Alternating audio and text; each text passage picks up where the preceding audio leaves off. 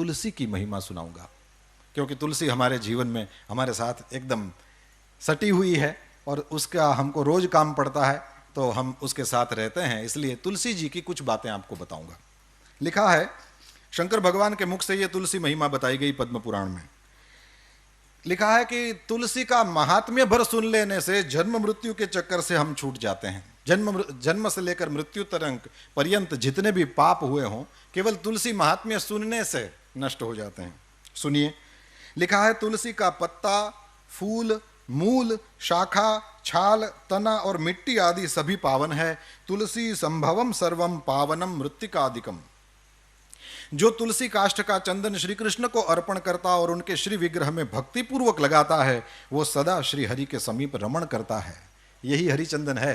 तुलसी का काष्ठ भी चंदन काष्ठ की तरह घिसा जा सकता है। यही सर्वांगे हरिचंदनम है, इसी को हरिचंदन। तुलसी का काष्ठ इसमें घिस दो, हो गया हरिचंदन, या तुलसी का पत्ता उसमें घिस दिया, हो गया हरिचंदन। ये ठाकुर जी को धराया जाए। जो तुलसी काष्ठ की आग से, तुलसी की जो सूखी लकड़ियां हैं उसको ऐसे ही कचरा समझकर फेंक न दें, इसका भी उपयोग है। लिखा है, जो तुलसी काष्ठ की आग से भगवान के लिए दीप जलाए, तो कान खोलकर सुनिए, उसको 10 करोड़ दीप दान का फल मिलता है। जो ब्राह्मण तुलसी काष्ठ की अग्नि में हवन करते हैं, उन्हें एक एक सिक्त अर्थात भात के दाने में अथवा एक एक तिल में अग्निष्टोम यज्ञ का फल मिलता है, जिस यज्ञ के कुंड में तुलसी का एक छोटा सा काष्ठ डाल दिया जाए।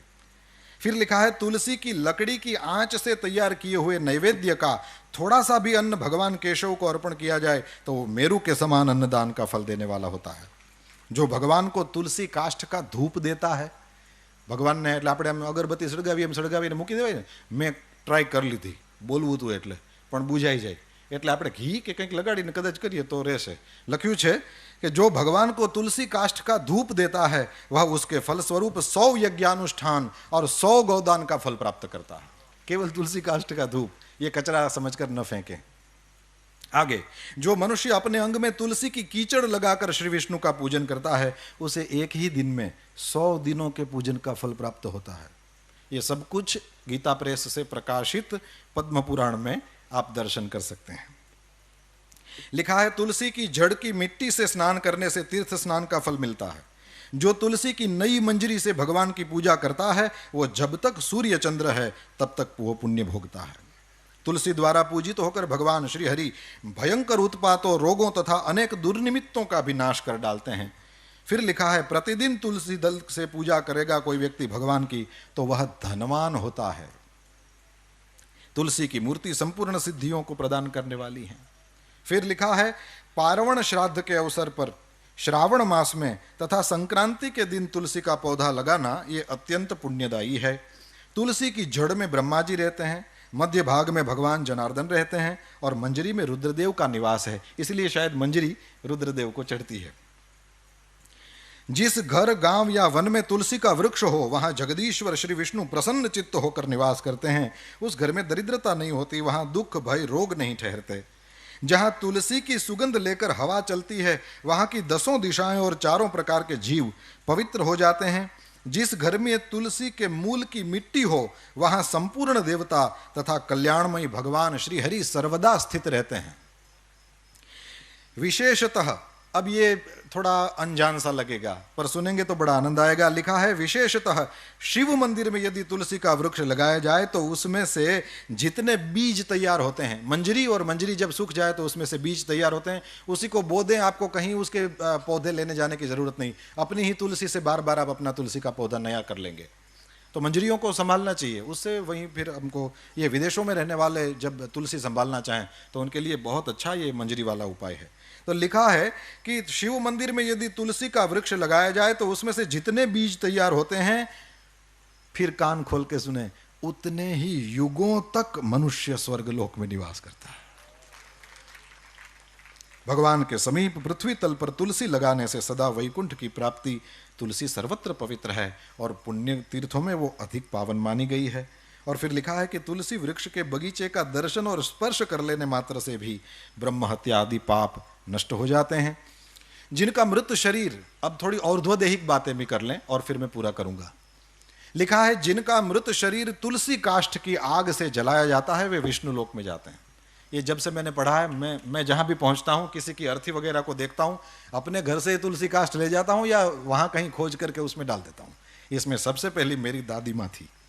मैंने जब पढ़ा तो उसके बाद सबसे पहली जो भगवान के धाम में गई वो मेरी दादी थी, और मैंने उसी इस वचन को याद करके तुलसी काष्ठ कर दिया। मैंने कहा भाई तो वैसे ही जाएगी हवेली में, जिंदगी भर ठाकुर जी की सेवा करने वाली, क्यों वैकुंठ में नहीं जाएगी? वो तो यहाँ थी तब भी वैकुंठ में थी। तो ये करने जैसा है, ये हम कर सकते हैं, इसलिए मैं कह रहा हूँ। जिनका मृत शरीर तुलसी काष्ठ की आग से जलाया जाता है वे विष्णु लोक में जाते हैं। मृत व्यक्ति यदि व्यभिचार आदि किसी भी पाप से ग्रस्त हो, तुलसी काष्ठ की अग्नि से देह का संस्कार होगा तो वो शुद्ध हो जाएगा। लिखा है, जिसकी मृत्यु के समय श्री हरि का कीर्तन, स्मरण और तुलसी की लकड़ी से जिस शरीर का दाह किया जाए उसका पुनर्जन्म नहीं होता। आपको लगेगा कि इतने सारे तुलसी काष्ठ कहाँ से लाएं, क्योंकि मनुष्य शरीर के लिए तो ज्यादा चाहिए। तो यहां लिख दिया है, यदि दाह संस्कार के समय अन्य लकड़ियों के भीतर एक भी तुलसी काष्ठ हो तो करोड़ों पापों से युक्त होने पर भी मनुष्य की मुक्ति हो जाती है। तुलसी काष्ठ से मिश्रित होने पर सभी काष्ठ पवित्र हो जाते हैं। वैसे श्मशान में यदि कभी जाना हो तो लिखा है कि श्मशान का वो जो मृतक अग्नि है, चिता जब जलाई जाए तो मृतक जो अग्नि है उसमें से जो धुआं उठता है, वो धुआं यदि स्पर्श कर जाए तो लिखा है कि जन्म भर किया हुआ पुण्य खत्म हो जाता है। अब यहां और कुछ लिखा है, यदि तुलसी का स्पर्श करा दिया जाए तो क्या होगा? लिखा है, जिस अग्निशाला या श्मशान में घी के साथ तुलसी काष्ठ की अग्नि प्रज्वलित होती है, वहां जाने से मनुष्यों का पातक भस्म हो जाता है। उसमें पुण्य भस्म हो जाने की बात है, यहां पाप भस्म हो जाने की बात आई। तुलसी काष्ठ की अग्नि से मृत मनुष्य का दाह होता देख क्या होता है? बोले विष्णुदूत ही आकर उसको वैकुंठ में ले जाते हैं। वो करोड़ों जन्मों के पापों से मुक्त होकर भगवान विष्णु को प्राप्त करता है। जो मनुष्य तुलसी काष्ठ की अग्नि में जलाए जाते हैं उन्हें विमान पर बैठकर वैकुंठ में जाते देखकर देवता उनके ऊपर पुष्पांजलि चढ़ाते हैं। ऐसे जीव को देखकर भगवान विष्णु और शिव संतुष्ट होते हैं, और लिखा है, श्री जनार्दन सामने जाकर हाथ पकड़कर अपने अक्षरधाम में ले जाते हैं। और फिर पिंडदान की बात, पिंडदान में लिखा है कि तुलसी दल को मिलाकर पिंडदान करने से 100 वर्ष तक पितर तृप्त रहते हैं। यह तो किया ही जाता है। तुलसी वन की छाया में पितरों को तर्पण करना चाहिए। वहां किया हुआ पिंडदान लिखा है पितरों के लिए अक्षय होता है। और 260वां अध्याय, इसमें समुद्र मंथन की कथा है, और समुद्र मंथन की कथा में नई बात लिखा है, महालक्ष्मी जी प्रकट हुई, फिर चंद्रमा प्रकट हुए, और पद्म पुराण का वचन है कि चंद्रमा प्रकट हुए जो हम सबके मामा हैं। पद्म पुराण में लिखा है कि चंद्रमा हम सबके मामा हैं। ये केवल हमारी दादियों से सुना हुआ नहीं है, पुराण भी इसके साक्षी देता है कि चंद्रमा सबके मामा हैं। अब मैया है महालक्ष्मी जी, श्री जी, और मामा हो गए ना। और फिर लिखा है कि इनके बाद समुद्र मंथन से भगवान श्री हरि की पत्नी तुलसी जी प्रकट हुई, जो परम पवित्र है और संपूर्ण विश्व को पावन बनाने वाली है। जगन माता तुलसी का प्रादुर्भाव श्री हरि की पूजा के लिए ही हुआ है। और सच में कभी भी श्री हरि का दर्शन करिए, मंगला के बाद जब ऋषि कुमार ठाकुर जी को सजा देते हैं पुष्पों की मालाओं से, तो उनके चरणों का फिर दर्शन नहीं होता। वो इसलिए नहीं कि नहीं कराना चाहते, लेकिन इसलिए कि उसमें तुलसी से वो दोनों चरण आच्छादित रहते हैं। अंत में श्री राजेंद्र दास जी महाराज के द्वारा सुनी हुई एक बात कह करके पूरा करूंगा। उन्होंने कहा कि तुलसी जी क्यों इतनी ज़्यादा चढ़ाई जाती हैं?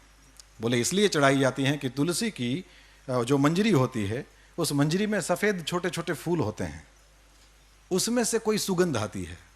मैंने तो कोशिश करी, लेकिन मेरी इस प्राकृत नासिका को उसमें से कोई गंध नहीं मैं प्राप्त कर सका। उतना पता नहीं मेरा पुण्य नहीं होगा, पर उसमें से जो सुगंध आती है, महाराज जी ने कहा, श्री राजेंद्र दास जी महाराज ने कहा कि वही सुगंध श्री राधा जी, श्री श्री जी के शरीर से आती है, और इसीलिए ठाकुर जी को तुलसी जी ज़्यादा पसंद है।